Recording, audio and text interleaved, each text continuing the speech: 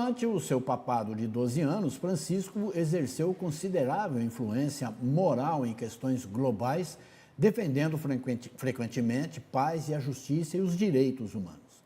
Além disso, em diversas iniciativas, ele adotou uma postura mais progressista em temas sociais e ambientais, sendo lembrado como um papa reformador. Com a morte de Francisco, qual pode ser o futuro da Igreja Católica, prestes a escolher seu sucessor? Sobre o assunto, nós vamos conversar com o professor José Antônio Lages, historiador com formação também em ciências da religião. Primeiro de tudo, muito obrigado pela tua presença aqui, Lages. É sempre um prazer te receber. Bom dia. Bom dia. Eu que agradeço, Kevenato. É um prazer enorme estar aqui no seu programa, na Tati, né? Sempre à sua disposição. Já era para estar aqui ontem, pois mas é. O senhor inventou de ir no médico e não veio. E não dava para conciliar o médico. O médico é rigoroso e era o primeiro da fila lá de manhã cedo, não dava para faltar lá. Brincadeiras à parte, Lages. É um prazer realmente te receber. E qual foi o diferencial do governo, da gestão papal do Francisco com os outros? Sem dúvida, né, Kevenato? Por diversos aspectos, o pontificado do Papa Francisco, ele foi muito diferenciado, né? Ele impactou o mundo de diversas formas e temos que reconhecer assim que depois, né, de um curto período do Papa Bento, que foi um pontificado bem mais conservador, bem mais voltado para o próprio Sé Apostólica, o Vaticano, né? O Papa Francisco realmente abriu as portas e as janelas, né? Então, foi um impacto muito grande. Ele exerceu, né, essa liderança na Igreja Católica de uma forma que eu posso dizer muito progressista mesmo, né? Sem querer dizer com isso nenhuma conotação político-ideológica. Eu acho que ele é muito fiel, foi muito fiel, por exemplo, aos ensinamentos, né, do verdadeiro e grande chefe da igreja, que é Jesus de Nazaré, e do seu evangelho, né? Mas, ao mesmo tempo, sabendo contextualizar toda essa mensagem, né, nessa conjuntura que nós estamos atravessando hoje, muito marcada, né, pelo egoísmo, né, pelo ódio, pela concorrência e muito pouco pela solidariedade humana, muito pouco pelo diálogo, muito pouco pela abertura ao outro, né? Então, a gente pode até detalhar alguns desses aspectos, né? Mas o pontificado do Papa Francisco foi, para mim, revolucionário, né? Nunca esperaria isso nessa idade que eu estou, nesse momento que a gente está vivendo hoje no mundo inteiro. E ele abriu a própria Igreja Católica para reconhecer outras religiões, outros cultos religiosos. Eu acho isso fantástico, né? Abriu, né, quando ele falava do LGBT e a frequência que eles, a comodidade, a forma como eles deveriam se comportar, ou seja, a igreja deveria abraçar, acolher, né?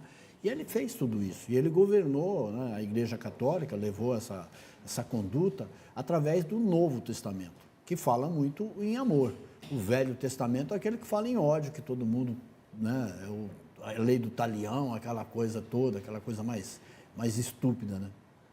Exato, e veja só, o Papa Francisco, ele inova em diversos aspectos aí, né, do seu pontificado, exatamente por esse diálogo que ele abre com os diferentes, né?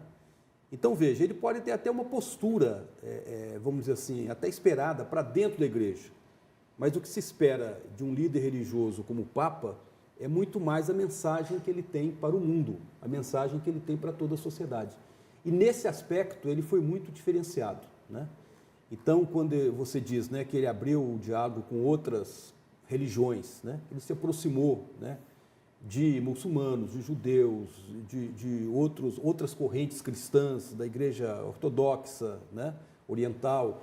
Ele se aproxima, por exemplo, das chamadas minorias. Você bem citou, por exemplo, aí, o movimento LGBTQIAPN+, né?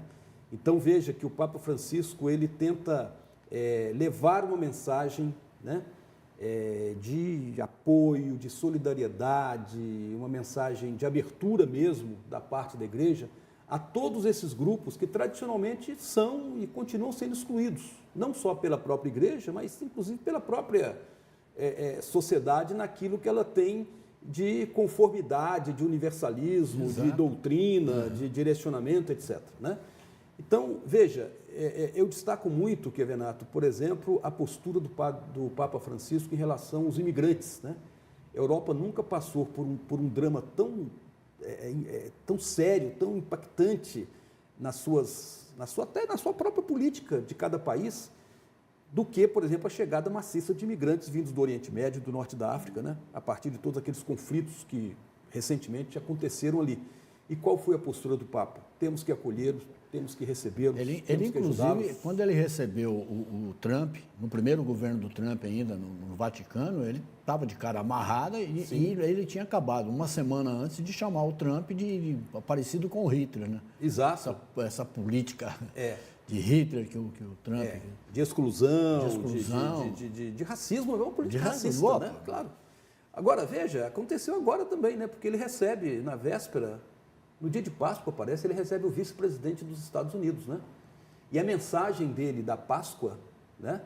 Que foi agora, essa semana, aponta por essa mesma direção, né? Então, você percebe, assim, que a postura do Padre Francisco lá, quando recebeu o Trump, foi a mesma até o momento. Ou seja, o desempenho dele diante de conflito entre nações era forte, né? Muito forte. Então, por exemplo, ele critica muito a questão da guerra da Ucrânia, né?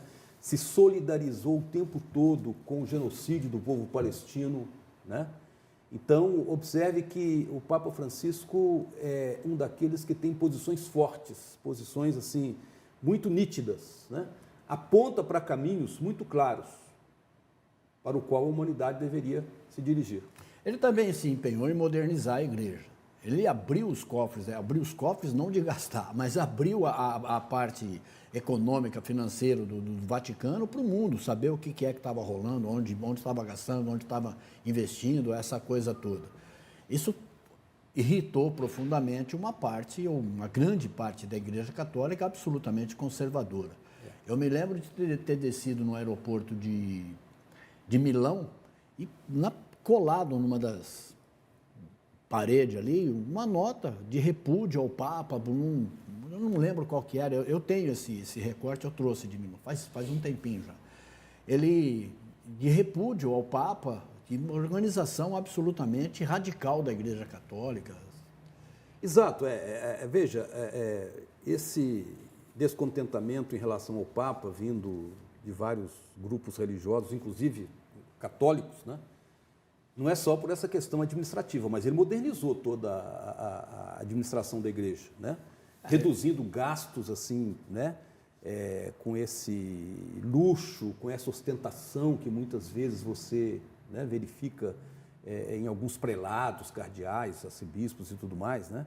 Ele faz uma verdadeira limpeza, se podemos dizer assim, né, nos cofres da igreja, nesse sentido, né? Não só de reduzir despesas, mas deixar claro para onde que esses recursos estavam sendo aplicados. Então ele afasta, por exemplo, alguns responsáveis pela administração dessas finanças do Vaticano, né? E teve coragem para isso e, evidentemente, desagradou a muita gente dentro e ele mostrou que a igreja não tem que cuidar só do espiritual, a igreja tem que investir também no lado político, sem ser partidária, não precisa ser partidária para fazer isso aí, né? Exatamente. E ele fez isso com maestria. Teve coragem de mexer. De mexer no vespeiro, vamos dizer assim, que geralmente em toda organização, quando você entra na questão financeira, econômica, você tem que tomar certos cuidados, porque tem vários interesses consolidados ali há muito tempo. E nós estamos falando do maior batalhão do mundo, né? Exatamente. Que é a Igreja Católica. É uma estrutura presente no mundo inteiro, exato, né? Enraizada e capilarizada aí na sociedade humana no mundo inteiro. A forma com que ele falou de um assunto que nos diz respeito, e eu sei que você batalha nisso, já te entrevistei falando disso, e eu também estou preocupado com a situação climática do mundo, né? Ele não se furtou, e pela primeira vez o Vaticano foi lá e falou, nós temos que falar disso. Exatamente. Kevenato, o Papa Francisco escreveu 4 encíclicas, né? Muito marcantes. 2, que foi exatamente a Lumen Fidei, né? E a Dilex Nos, que são encíclicas, diríamos assim, de ensinamentos e de orientações mais espirituais em relação à fé, né? Mas ele tem 2 encíclicas marcadamente sociais, né? que uma delas é exatamente essa que você se refere aí, que é Laudato Si, Laudato Si. né, onde ele chama para a reflexão do ponto de vista do Evangelho o que está acontecendo hoje nessa nossa casa comum, que é o planeta Terra, né? Então, realmente é uma verdadeira peça, né, muito bem elaborada, muito bem escrita, né, até do ponto de vista teológico, chamando a nossa atenção para o problema climático, para o problema ambiental que nós estamos Em 2020, quando a ONU comemorava seus 75 anos, Sim. ele não teve dúvida. Ele foi lá e fez um discurso, Sim. não sei se você lembra disso, preocupado com a Amazônia, né, e os seus povos indígenas. Exatamente. Então, ele chama, inclusive, para esse lado social. É o que nós chamamos hoje do meio ambiente preocupado com essa questão relacionada também às condições de vida da população, né? E isso o Papa Francisco tomou para si como uma verdadeira cruzada, essa questão aí ambiental, né? E a quarta encíclica, né, que eu trouxe até o livrinho dela aqui hoje, né, para te mostrar, Que né? legal. Fratelli Tutti, Fratelli Tutti. em italiano, irmãos fraternos. Irmãos fraternos. Né? Quando ele fala sobre a fraternidade e Dá a para amizade pegar aqui social, para nós? né? Olha lá. É interessante essa carta encíclica do Papa, porque, Renato, é um verdadeiro antídoto contra essa política do ódio que nós estamos vivenciando hoje, né? Não só aqui no Brasil, né? Então, ele desce a fundo em vários aspectos da mensagem cristã relacionada à questão política, à questão da convivência humana, à questão do que é chamado aqui na encíclica de amizade social. Eu estou me recordando aqui que o nosso arcebispo Dom Moacir, né, nos 2 últimos pleitos eleitorais, ele chama todos os candidatos de diversos partidos, né, na igreja para poder fazer uma reflexão sobre essa encíclica. Porque, na verdade, isso aqui é um documento importantíssimo se você quer conhecer a posição oficial da Igreja Católica em relação ao momento político que a gente está vivendo hoje. E isso não vem de nenhuma posição política ideológica, partidária, isso vem daquilo que sempre foi ensinado, sempre foi discutido, sempre foi colocado como uma mensagem cristã para a convivência humana, para a política que deveria ser exercida de uma forma voltada para o bem comum, levando em conta todas as necessidades humanas, principalmente daqueles que mais precisam. Essas encíclicas é o principal legado dele? Olha, é difícil falar o que foi o principal legado. Eu acredito que foi um dos principais legados. Esses documentos do Papa Francisco, eu acho que precisam ser melhor conhecidos, precisam ser melhor estudados, né? E eu percebo, inclusive, que às vezes dentro da própria Igreja Católica é alguma coisa desconhecida, né? Claro que todos os posicionamentos dele, as atitudes concretas que ele tomou, até fora dos documentos, mas através de suas pregações, suas iniciativas, suas viagens pelo mundo, que ele fez várias, talvez foi o Papa que mais viajou, já estando até numa condição de saúde precária, né? Eu acho que tudo isso aí, eu acho que é o legado importante que o Papa Francisco deixa para a gente. E ele participou de alguns conclaves aqui, algumas reuniões de bispos, eméritos, essa coisa toda, em Aparecida do Norte. Eu estava vendo hoje pela manhã ele participando, ainda mais jovial, essa coisa toda. A primeira viagem que ele fez foi exatamente para o Brasil. Exatamente. Um ano depois de ser empossado. A primeira viagem do pontificado dele foi para participar do Encontro Mundial da Juventude, que aconteceu no Rio de Janeiro. Exato. Né? Então, outra questão também que eu acho que merece ser assim, bastante elogiada, né, a partir dessa postura progressista do Papa, a mensagem muito presente que ele tem em relação à juventude, né?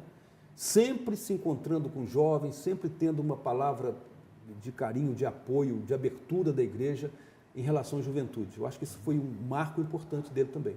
Já vista os depoimentos que a gente tem visto, né, através da grande mídia, e mesmo aqui, entrevistando pessoas, fiéis, católicos ou não, e muita gente. Ontem eu ouvi, inclusive, um rapaz dizendo, olha, não tenho religião, mas estou aqui para saudar o Papa, porque vejo, enxergo nele algumas qualidades que realmente faltam nos nossos políticos, nossos comandantes. Exatamente, Kevenato, e veja só, e é aquilo que eu tinha falado antes, quer dizer, o Papa, ele teve uma postura para dentro da igreja, já que ele era o chefe da igreja, então ele tinha que levar à frente essa caminhada do povo, né, católico, mas, ao mesmo tempo, ele exerceu com maestria essa sua condição de um líder mundial, de um líder religioso mundial. E é por isso que ele é reconhecido até pelos ateus, até por aqueles que se consideram ateus, você encontra um reconhecimento muito emblemático mesmo, de olha, esse Papa fez a diferença, esse Papa mostrou o caminho que a humanidade deveria seguir. Uhum.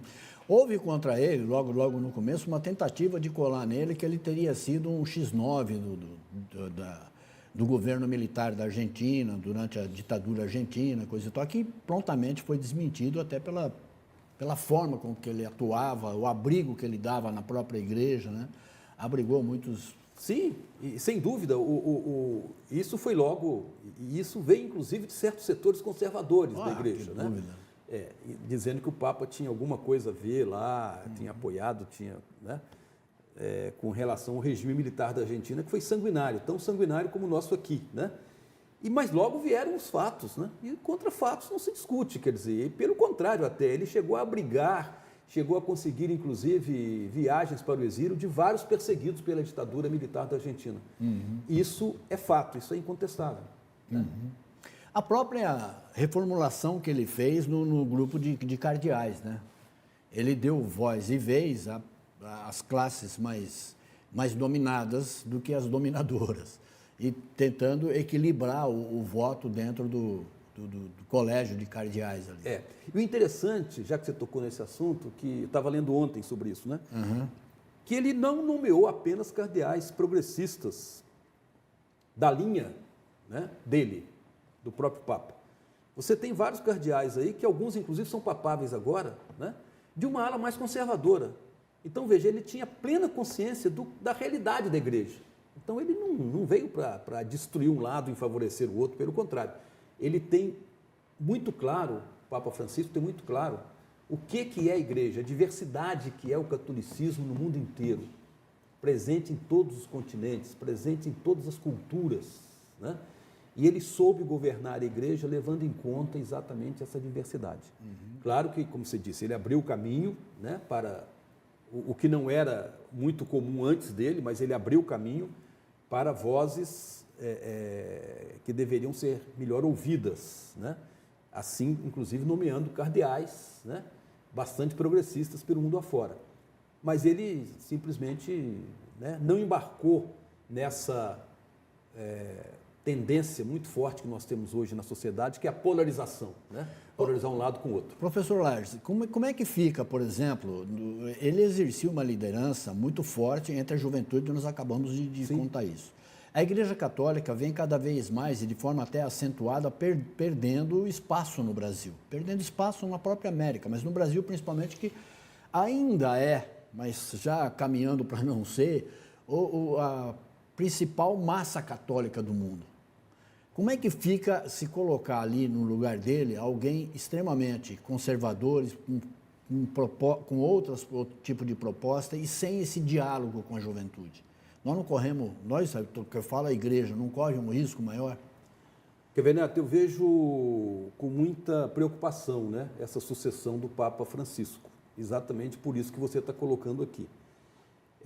Veja que, historicamente, analisando a Igreja Católica, é uma entidade ou é uma organização conservadora, né? Vozes como o Papa Francisco acabam sendo exceções da regra, temos que reconhecer isso, né? Porque a regra é uma postura mais conservadora. E foi justamente essa postura conservadora, internista, voltada para si mesmo e não para o mundo, e não para aquele mandamento de ir para o mundo e pregar o Evangelho a todas as criaturas, né? Foi justamente essa postura, né, voltada para si mesmo que fez com que a Igreja Católica, aqui no Brasil, em especial, né, passasse recentemente por um momento, por um período de esvaziamento. Eu acho que a expressão melhor seja essa. Esvaziamento não apenas da sua quantidade de fiéis, mas esvaziamento da sua postura no mundo, da sua colocação, da sua pregação, etc. Isso fez com que outras denominações religiosas cristãs crescessem, né? Não é um crescimento eterno, perene. Eu acho que tem limites esse crescimento de evangélicos, por exemplo, né?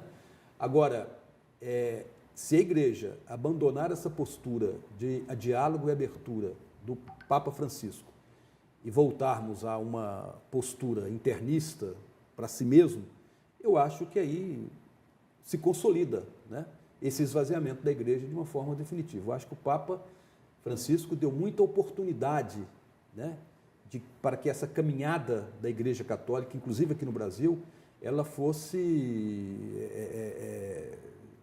fortalecida, ela chegasse até a juventude, né? Porque hoje, por exemplo, se você não tem uma mensagem muito clara, muito específica para a juventude, nós que já somos, né, já passamos aí do meio-dia ou das 3 horas da tarde, né, eu acho que temos uma data limite, né? Eu acho que daqui a pouco nós não estaremos mais aqui. Quem que vai ocupar esse lugar? É quem está vindo, quem está chegando, a fila anda. Lógico. Né? Então, acho que a igreja tem que ter uma mensagem muito clara, muito específica para a juventude, e o Papa Francisco se esforçou ao máximo para levar essa mensagem. Ele vendia empatia, né? Isso ele Sim. não tem nem como negar. Eu acho que a igreja vai ter muita dificuldade, seja quem for, se for um conservador, uma dificuldade ainda maior, ainda maior nisso tudo. Sem dúvida. E a própria igreja reconhece que está perdendo o terreno, está perdendo, né, fiéis, aquele negócio que você falou, ide ao mundo e pregai o evangelho. Pregai o evangelho. Ensinamento lá de Jesus. Né? Ela tem buscado novos fiéis na África, por exemplo, né? Na Ásia também. E temos candidatos dos 2 continentes. Você vê alguma possibilidade se bem que agora fala-se de um que estava no Marrocos, estava também na Terra Santa, lá em Israel, por ali, né? Esse é o mais conservador de todos, por incrível que pareça. Parece de que Gana, né? De Gana, na África, né? Eu não vou falar, não me arrisco a falar o nome, mas é um nome complicado. A imprensa tem explorado essa questão aí dos papáveis, né? Tem uns 8 ou 10 aí que estão sempre sendo colocados, né? Agora, e alguns de postura mais conservadora, outros de uma postura mais liberal, né? Uhum. E eu acredito o seguinte, o próprio Papa Francisco, né, no conclave anterior à indicação dele, já aparecia como nome provável, né? Então, veja, por séculos e séculos, a grande maioria dos papas foram todos italianos, né? Com raríssimas exceções de um polonês, de um alemão, agora recentemente, já teve um espanhol, parece. Então, tradicionalmente, você tem a escolha do Papa dentro da própria Cúria Romana, né? Esse aí é o da Ásia, né? Filipino, que tem uma postura mais liberal, mais próxima do Papa Francisco. Uhum. Né? Esse é o de Bolonha, é o cardeal de Bolonha? É o cardeal de Bolonha, é esse mesmo. Esse eu acho que é o mais progressista de todos. Eu estou torcendo para ele, né? E muito próximo do Papa Francisco. E é também um dos mais jovens entre os papáveis, né? Eu gostaria de ser cardeal só para usar esses uniformes. Eu acho tão bonito essas fantasias aí.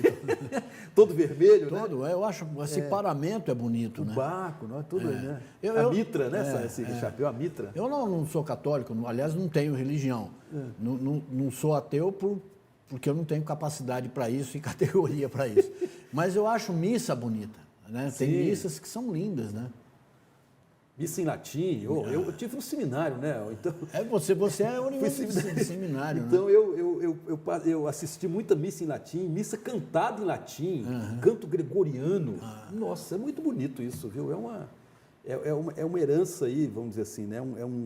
É um acervo da Igreja Católica que hoje não é conhecido mais. Na época do vinil eu tinha bastante cantos gregorianos, depois se perdeu pelo tempo. É muito bonito, E né? tinha um de Missa Luba, que era uma das coisas mais lindas. Missa Luba?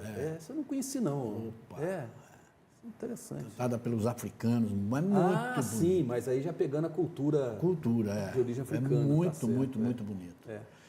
Professor Lages, nós temos muito que conversar e falar sobre isso, até porque ainda vai ser marcado o conclave, vai ser marcado ainda, e deve demorar uns 2, 3 dias, né? A pedição de votos ali no Vaticano deve estar uma coisa terrível. Você assistiu ao filme O Conclave, não? Não, eu não assisti. O Valmir me falou e o Neymar me falou. Tem certos exageros ali. Claro que é uma obra de ficção, mas baseada no que acontece mesmo numa eleição do Papa, né? Eu achei muito bom, muito legal o filme, viu? Assim até para esclarecer, mas claro, com as devidas, né, restrições aí pelo lado ficcional da obra, né? Mas muito interessante, viu? Eu prometo que eu vou assistir. A próxima vez que você vier aqui, a gente vai falar sobre a sucessão, quem foi eleito, o que vai virar, coisa e tal. Nós falamos do filme também. Falou, Kevin. Lages, obrigado pela sua presença Falou, aqui. Querido. Grande abraço, Tudo até uma bom. próxima, Falou. com certeza.